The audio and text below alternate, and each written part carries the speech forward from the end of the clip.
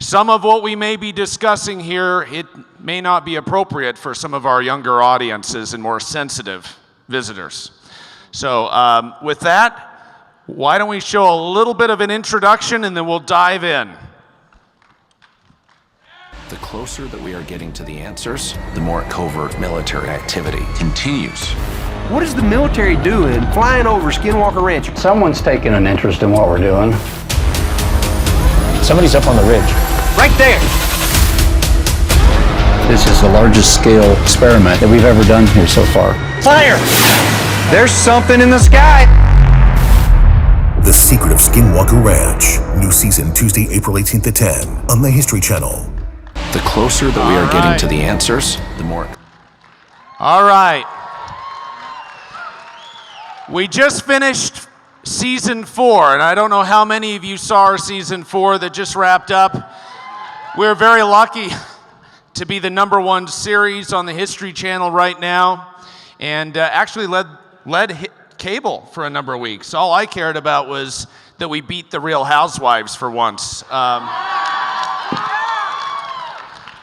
But I'm anxious to have our team answer any questions, those burning questions you have about the most scientifically studied paranormal hotspot on the planet. I bought it 7 years ago as a skeptic, bought it from an elusive billionaire out of Las Vegas who had a partnership with the Pentagon as part of a Pentagon-funded black budget program studying UFOs, bizarre cattle mutilations, poltergeist activity, and other strangeness. This property had developed quite a history.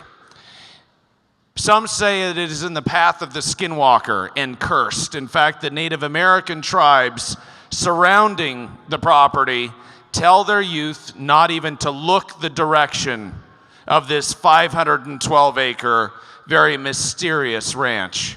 Because, why? Things follow people home from time to time. We call it the hitchhiker effect. With that, let's bring up our first question. We'll dive right into it. Hi, I'm Justice. I am from Mars. I've seen the work you guys have done on the ranch. It's pretty cool. Sorry, demons. So what's the scariest thing you've seen on the ranch? Uncle Jim, why don't you take it? I know what you saw. Thank you. I've been out there myself for about 7 years. I had the pleasure to be out there when Brandon went out there that morning and purchased the ranch. Reality of it is, I was out there with 2 of our dogs. I'm an ex-military police officer, so I've worked canines, and we were out there kind of doing a perimeter check one evening, and I saw these red eyes, about as red as what's in front of me right here. And as I looked at it, it's kind of like me looking at you.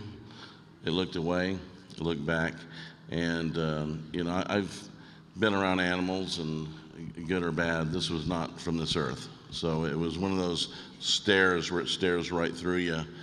Very humbling, put me on notice. And a couple of things have happened to me out there. You know, I drive a Denali, and Homestead too. We found a lot of different energies out there, frequencies out there. And about 5:36, and about ready for me to head back into Salt Lake, and all of a sudden everything just stopped. I don't know what brought that on. The dealership didn't know what it was, some type of an electrical function. But there has been, you talk about hitchhikers, I've had that happen to me, you know, where something attaches to that Achilles heel. You know, you got to keep your guard up, your frequency up, and that ranch is known to, like I say, it can hitchhike home with you. So, Dragon. Probably Travis Taylor. No, that's Dragon. Sorry. I love Travis. He's one of my dear friends, but if I have poor hearing, it's because he's really loud too. So, come on, Dragon, let's go. And he doesn't shut up, does he? Right. No, we love him. We say that in the most Christ-like way.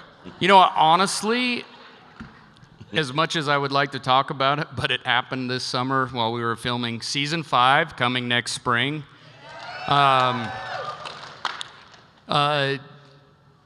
Yeah, Let me put it this way. We were lucky to come out without either major injury or death after what happened. So as much as I'd like to talk about it, just stay tuned. Sorry, but by far the scariest thing I've seen, other than Travis working out. Has he ever told you that he does CrossFit? Only about 8 times a day. Yeah. Thomas. Well, I'm with Dragon.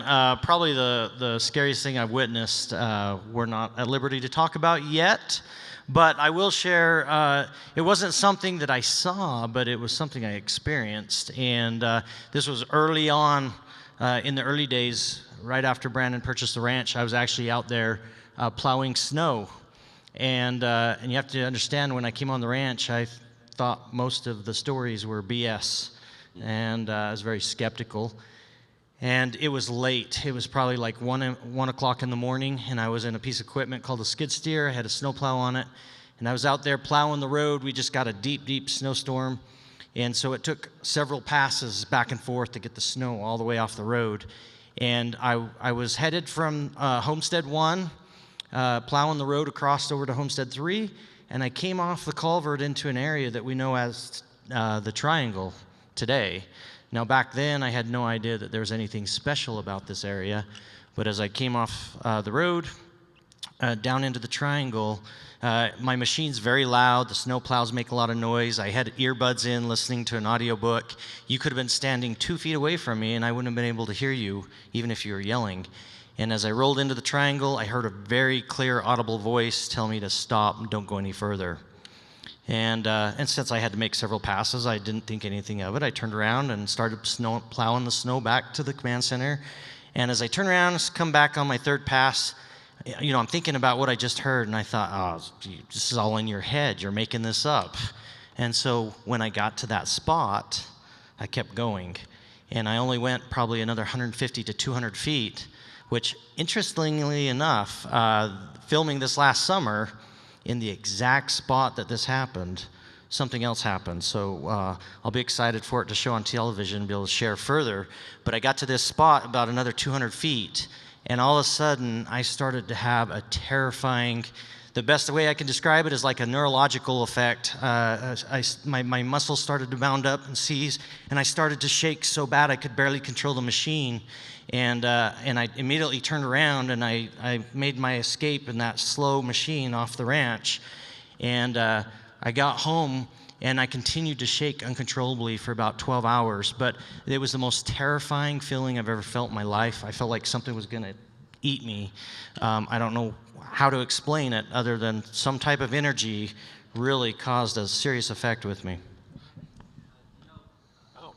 Go ahead. Oh, yes, he's a dear friend. Oh, love Cole Kelly. Coach Kelly. He's a bad A. Yeah, let's go to the next question. So this is for all of you. First off, me and my grandpa are a big fan of the show. Thank you. Last time you were Thanks, here, Grandpa. Last time you were here, I asked if you believed in Bigfoot, but this time I'm asking, what's the strangest thing, in your opinion, that you've seen so far on the ranch? Well, I'll take that quick because it happened 7 years ago about this time of year. It was October 14th of 2016. I was a skeptic. I'd never seen a UFO, a ghost, an orb, anything of the sort. Was still pretty skeptical. And on that day, everything went crazy. My cell phone drained from 80% to 0 within a matter of seconds. We saw a gentleman, a big security guard that ended up being rendered catatonic, who ended up in the hospital, by the way, for weeks after. But most importantly, as we were traveling across the ranch to return to Homestead 1, right up ahead of us, hovering right above the mesa, appeared a 40, 50-foot long flying saucer. And it was clear as day, 4 o'clock in the afternoon, grayish silver. In fact, you could see the sun kind of glinting off of one side. It proceeded to dart to the left. In a split second, it changed position. We all were shocked. All of us who were sitting there in shock were witnessing this. Then it dropped within a few seconds with the same precision, instantaneously changing position. Then it darted to the right, and then within a few seconds later, it was gone like a bullet. We all sat there after that 20-second episode, and we were all changed. In that moment, I went from being a skeptic to not just a believer, but an experiencer. I can't unsee that which I saw that day. It was undeniable. And it happened simultaneous with equipment malfunction, battery drainage, even people having acute medical episodes. Thank you. Hello, my name is John, and I've watched the show since its beginning, follow it faithfully every season. And what I'm curious about, I'm sure that you are familiar, but I know Travis Taylor probably is, with the golden ratio of 1.6. And I know that that's a common frequency that we see broadcast over and over and over. And so my question has to do with the spiral of the rocks at the top of the mesa, and if that happens to follow that same ratio as it expands. The megalithic site. So there's a place out there with these old stones arranged interestingly in a circle, in a spiral.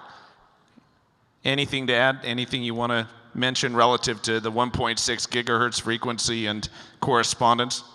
Well, to your question, I can just tell you that I know that Erik and Travis have had a lot of discussion, and that very, the golden ratio and that.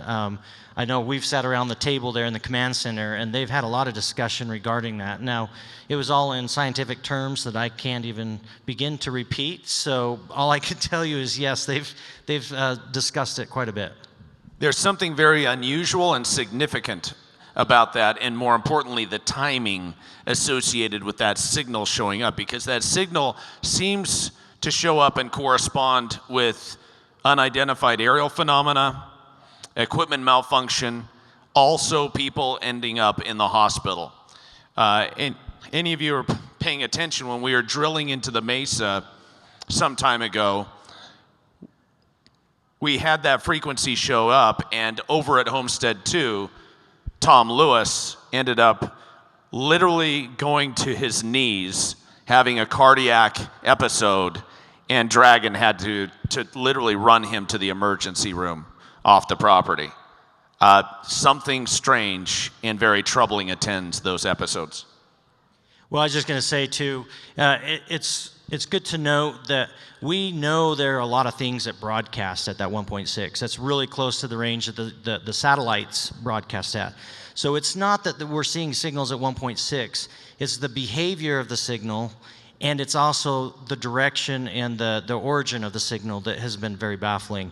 If it's a satellite, you'd expect to be able to track it in a very explainable way, whereas we're seeing signals that are originating 5,000 feet above the ground and instantly going from broadcasting in the north to the east, over to the west.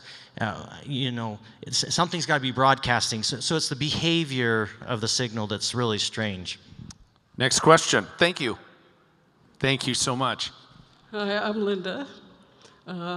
We would really like Dr. Taylor to show up here. So if you guys come next year, we show up with 24 various sizes of rockets, we might get him here. And let them off in here? Yeah. Hey, you said his magic word, rocket. Yeah. I can't tell you how many times this summer I heard, Dragon, let's launch a rocket. And we did. A lot. Well, hopefully Dr. Taylor will be here next year. He just finished literally living at the ranch for the last almost 4 months with research, experiments, and some of the most aggressive activity ever conducted and documented relative to these topics. So thanks. We'll let him know. We'll let him know you're pissed that he's not here. Is that okay? We literally wrapped last night, season 5, and so he was eager to get home and see his family. Okay. Thank you. Next question.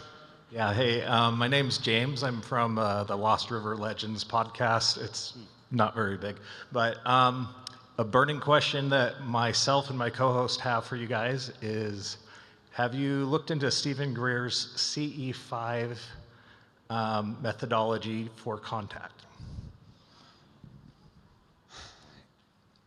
I'm familiar with Stephen Greer, of course. He's a figure within the community associated with these topics. We have not conducted a formal study relative to his approach out there. And he has not visited the ranch, nor has he been invited to the ranch. Do I believe that consciousness plays a role relative to what we're seeing? Yes. Consciousness plays a role. Whatever we are experiencing, whatever entities we are interacting with, have the ability to instantaneously read our minds, size us up, and even suggest certain things at times, both disturbing and otherwise. But thank you. Next question. From last season, the big finale, you launched a really big rocket and you lost it. Did you guys ever find it? Nope. Still don't know where that rocket is. It's possibly in some other world or realm's living room, and they're really upset. So between that and a bunch of bottles we dropped out of a helicopter a couple years ago and some big black medicine balls, they're wondering where in the hell is all this stuff coming from. It's in the upside down. It's a good question. One other thing, I don't know if any of you remember the instrumented weather balloon that we sent up, I think in season 1. Never recovered. Not only did it start manifesting a signal at 5,000 feet, but it disappeared at 5,000 feet, and we've never been able to recover it. No one can account for its whereabouts. Pretty disturbing. Thanks for your question. Great costume, gentlemen. Thank you. So we all know that this is my first time doing the cosplay. So we all know Brandon's the nerd, but for the rest of you guys, and a question for Brandon too, what is your favorite piece of pop culture? I would say Brandon Fugal's Office. Basically, he's got a lot of good stuff.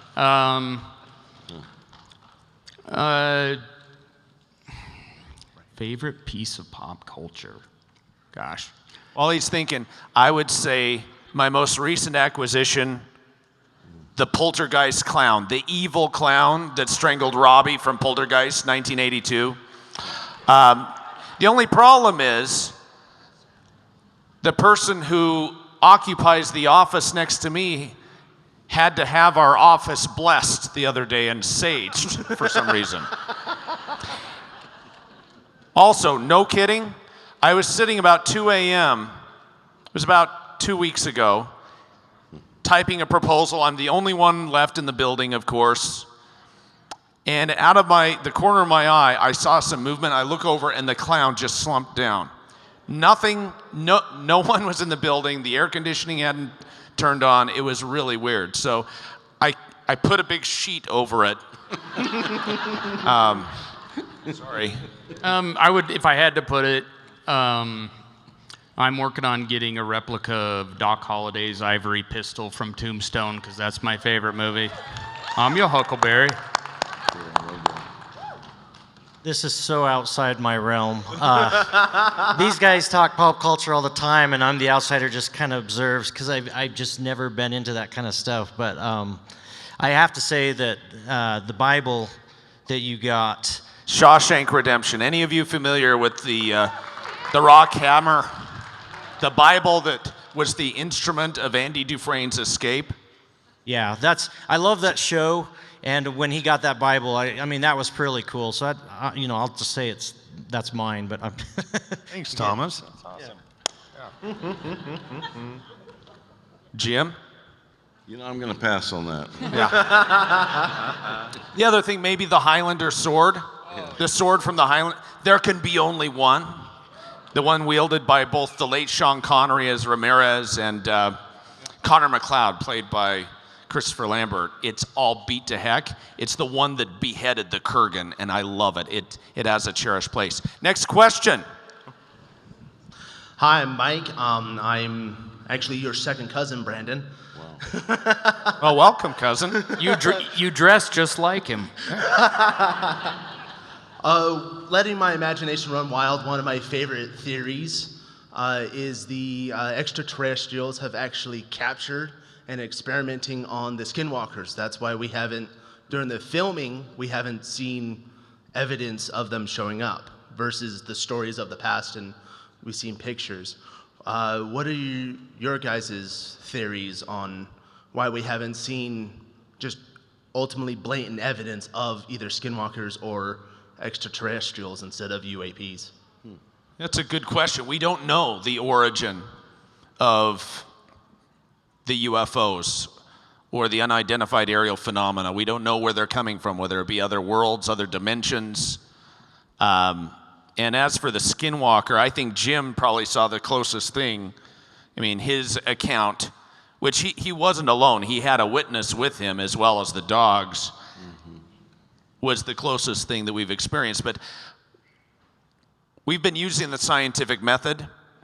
We've been very strict about using science and technology to document the reality of the phenomena. And there are aspects associated with the history that are a bit elusive. I'm not saying they're not real. It's just a different category, a different nature. Good question. Next question. Thanks, cousin. My name is Steven. And how has Skinwalker Ranch changed your life?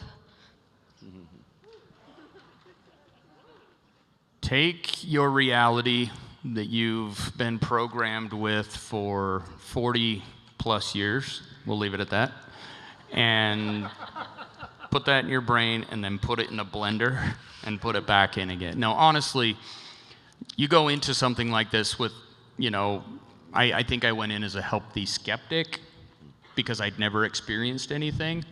But as Brandon has said before, I went from a skeptic to a believer to an experiencer. There is absolutely, without a doubt, especially given what we experienced this past summer, that there is absolutely much more to this universe than we are taught or know about. And we're hoping that we get even more answers. I promise you, my mind is scrambled eggs at this point. And we want to show you what we experience. We're not going to hide anything. We are stewards. Yes, stay tuned. Everyone loves that answer. Then your brains can be scrambled like ours. It's changed all of our lives. It's turned them upside down in good and bad ways. Good question. Next. Hi, my name is Samantha. Me and my dad really like watching your show. We even made a bingo card. It's like, do they mention the 1.6 gigahertz? Are Oh they boy, shoot that would off be a filled rocket? up in a hurry. Like a G-rated drinking game version of what? Yeah. Anyways, I have a very, very serious question for you guys. Who among you do you think is the funniest? Oh, jeez. I'm that angry guy that just scowls all the time on TV. Don't give away my secrets. It's pretty accurate. It's Dragon, and it's not even close. I don't know. You'd be surprised. Erik is hilarious. Yeah, Erik Bard. Oh my gosh. Whoa, he is clever. He's like Zorro, though. He'll cut you in a million pieces in about 30 seconds, and you don't even realize how much he just insulted you. And he does it in words you don't understand, too. Yeah. Or he switches to Russian because he's fluent in that, and you're just like, okay. Yeah. Dragon calls him the angry elf. Good question. Next question. Hi, I really enjoy your show and the scientific approach that you take to things, and you're not getting out there, super crazy. You're really trying to keep it in line. But the one question I do have is, Brandon, so you own the property, right? Yep, 100%. No investors, no one else. Right. The government's not involved. Yeah. And so, like, when we're sitting on our couch watching you or watching the show, it's like, why doesn't he just dig into the mesa and knock it down and find out what's in there? So, You know what? That's actually a Good really question. good question that we've had this debate about a lot. It's not a matter of not wanting to get into the mesa, but you have to realize that given the things we've seen at that mesa and potentially pulled out of that mesa with that very exotic metallic material and things like that, the last thing we want to do is potentially destroy something that could be world-changing. Also, that mesa is ridiculously unstable. It's probably, if Thomas said it best the other day, if you were going to hide something in a spot on the ranch that you didn't want someone to get to, it would be on that mesa. It's like a big Jenga game of those boulders up there. So not only do we not want to destroy what's potentially in there, it's extremely dangerous, and we want to take more of a surgical approach to see if we can figure out or get a picture of it and best understand the best way to get to it. So just stay tuned. We're working on things, but we're not just going to go throw dynamite on there and blow it up just to see what was inside. Yeah.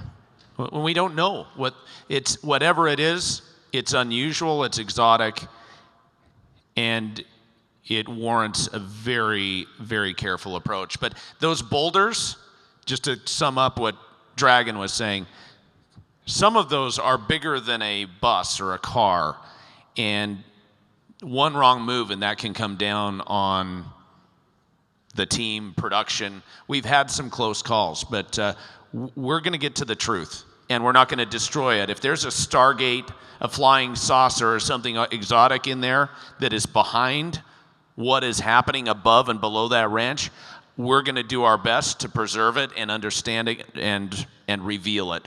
Thank you. Next question. Has anything from the ranch followed you guys home? Yes. Many times. No, I'm lucky. Knock on wood, nothing. I'd say yes. I haven't, but my wife, before she was my wife, had something follow her the first night that she went out to the ranch and returned home. And it was really unusual. It woke them all up in the middle of the night. Yeah. So the hitchhiker effect is real. But I've been lucky. I haven't had anything follow me home yet. Yeah, I'd call it demonic. Thank heavens. Yeah. Thanks for your question. Okay, next. Hi, my name is Will. With all the rockets and all the craziness you guys do over there, do you get any complaints from the neighbors? Yes. Plenty. I've had very unpleasant phone calls before. Matter of fact, season 4, one of the exercises, I had a phone call from the neighbor. It says, "Do you have to fly that helicopter at night?" And asked us to not do that anymore. We're not very good neighbors. This is frontier science. There's a greater purpose behind this. Next question. So I've never heard of the Skinwalker Ranch before until yesterday, but I found it really fascinating.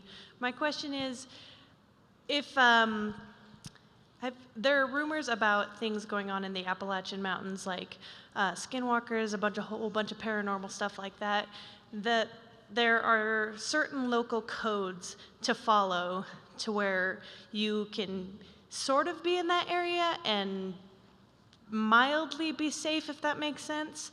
Like, you're not supposed to say your name out loud, don't stare directly into the woods, don't whistle, don't do anything that'll call it to you. Do you guys have any procedures or anything like that that you do to keep yourselves safe? We pray.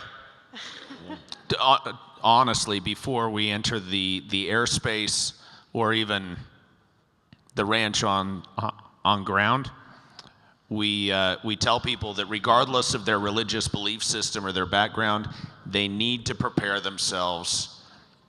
They need to enter with the spirit of humility and reverence.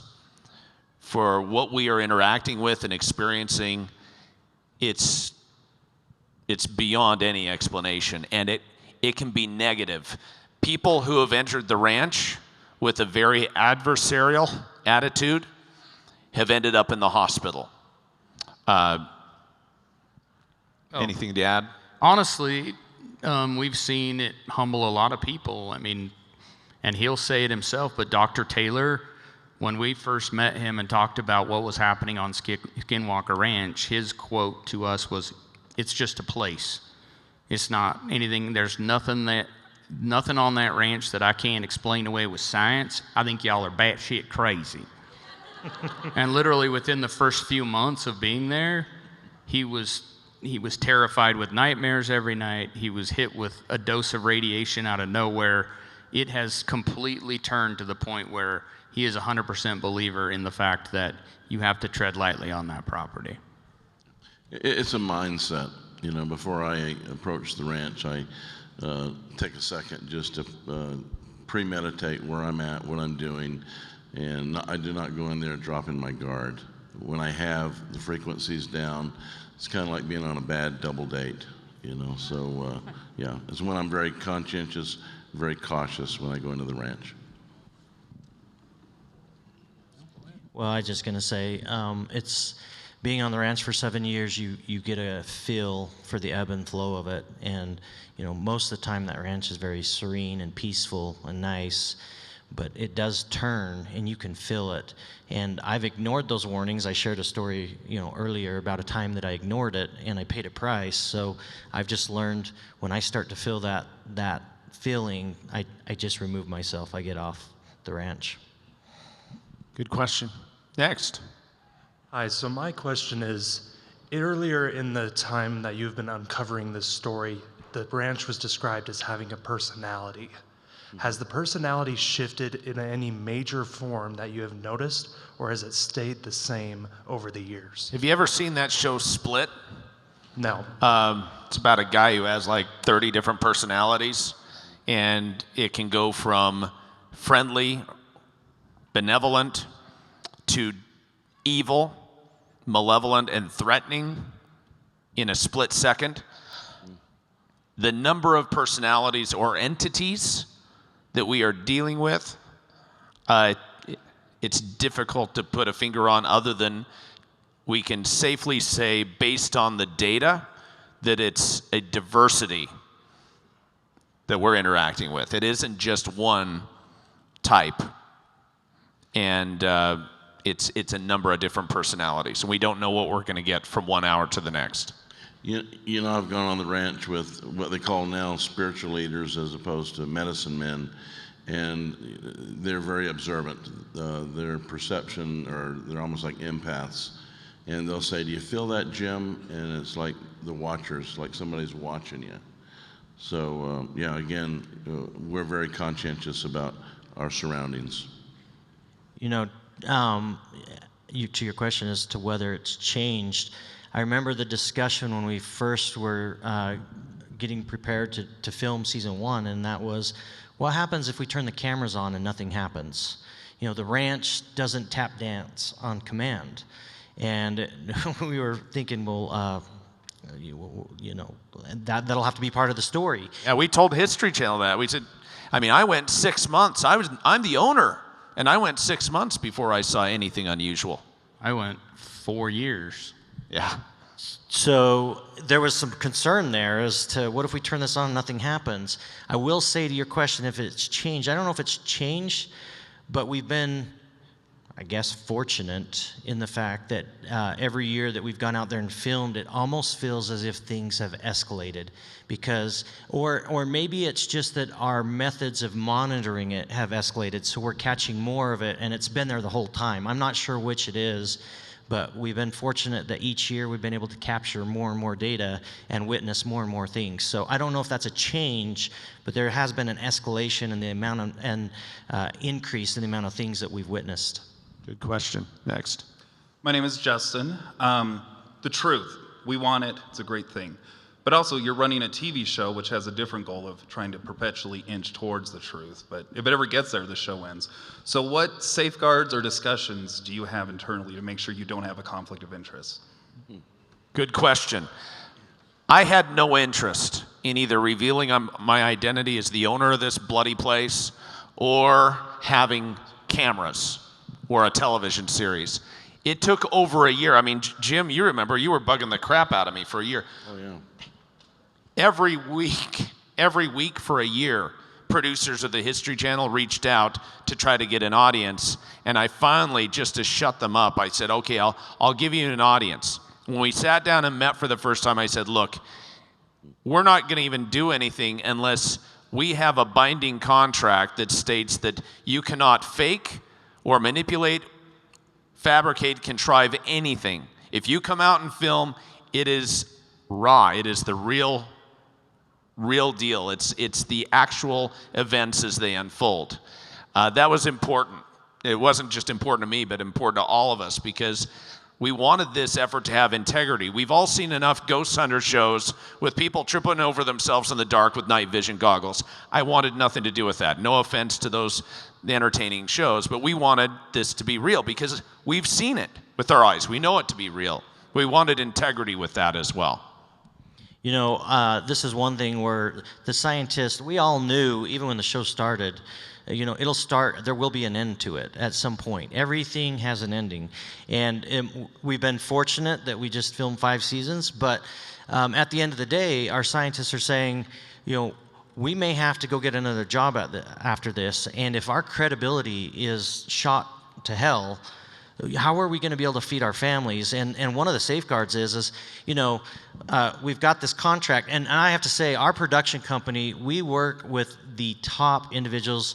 I mean, they're like family, and I have the utmost respect for every single individual that works on our production team. But you're right, they are in the industry of entertainment, and sometimes science is anything but entertaining. It can be like watching paint dry, and so sometimes there is conflict there, and I will say that there's been some times where things have come to a halt, tempers have raised, and we just flat out said, if you're going to go that direction, we're out. We'll get in the car and we'll leave. And that always brings them back to the table, and we move forward. So we won't compromise our integrity, because after this, we've got to be able to go feed our families, and if we're a bunch of clowns, that's going to be hard to do. The scientific effort was going on for years before we allowed television cameras in. The command center wasn't built for a docuseries. It was built to satisfy my curiosity and to learn, to understand what we're dealing with. It'll continue even after. We are not really dependent upon a television docuseries. It's just, it's an interesting tug of war. But I will say, to have dozens of the finest documentary film professionals all brought together on this property for 4 months every year, that are miking everyone up, drones in the air, recording everything as it unfolds. We're talking, there's never been an effort like this in the history of the world, to be able to document real time a frontier science investigation and allow the public to have a peek behind the curtain. It's pretty cool. Thank you so much. Yeah. Next question. The biggest compliment that I get is, man, that dragon guy, he's a terrible actor. Thank you. This is not an act. Yeah, that show's so poorly written. It's not scripted. There's a reason why we're still filming. There is no script. No one has put anything in front of us, and none of us have been on TV before other than Travis. My name is Shemaine. I just have an idea of the triangle. Have you guys ever thought of putting cameras around the triangle when you're doing your experiments to see if anything comes out? Oh, yes. Yes. Tuned. Many cameras. We've added high-speed the most advanced high-speed cameras ever. I think we have time. One more question or so. Fire away. All right. My name is Haley. I've been watching with my best friend for a few years now. I was curious to know what brought all of you to the ranch, and if there's anything that ever really just kept you drawn there. Good question. Well, I brought people I trusted after I purchased it. Jim, I've worked with since I was 18 years old. He was the first office building developer that took a chance on me, jumping in the commercial real estate business.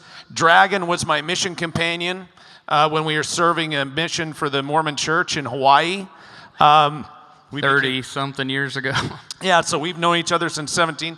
And within weeks of acquiring the property, Thomas Winterton was engaged to handle all the facilities and troubleshoot for us. So this really is like a family, and it's a diverse family. We're not just a team of scientists. We bring a multidisciplinary group of people together, kind of like the A-Team from the 80s.